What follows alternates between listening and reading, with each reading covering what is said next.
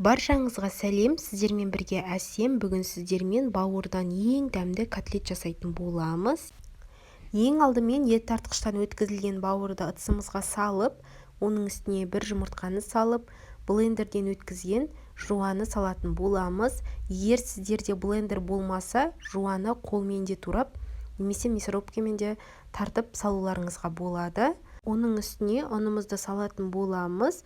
Дәміне қарай тұзын саламыз. Барлығын салып болғаннан кейін жақсылап барлығын араластыратын боламыз. Бір келкі масса болғанша араластырамыз.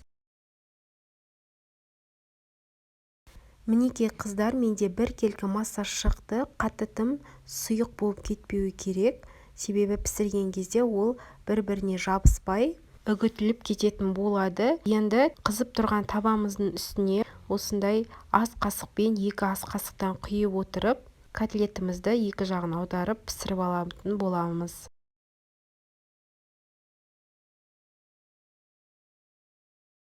Қуырған кезде май жан-жаққа шашылатын болса, қақпақтың көмегімен бет жағына ұстап тұрсаңыздар, шашырамай біркелкі болып пісіп шығатын болады.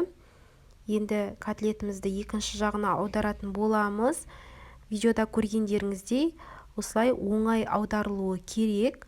Егерде шашылып аударылатын болса, ұны аз болғандықтан шашылатын болады. Сол себепті тағы да жаңағы дайындаған массамызға сәл ғана ұн қосып жіберуге болады. Бауырдан жасалатын котлет ең тез дайындалатын тағамның бірі. Сондықтан жасап көріңіздер.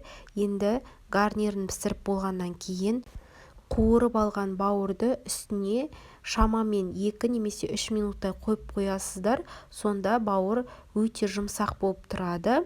Қыздар, міндетті түрде жасап көруге кеңес беремін. Түрі қара болғанмен дәмі ерекше болып шығады және пайдалы. Мені жоғалтып алмас үшін менің каналыма тіркеліп кетуді ұмытпаңыздар.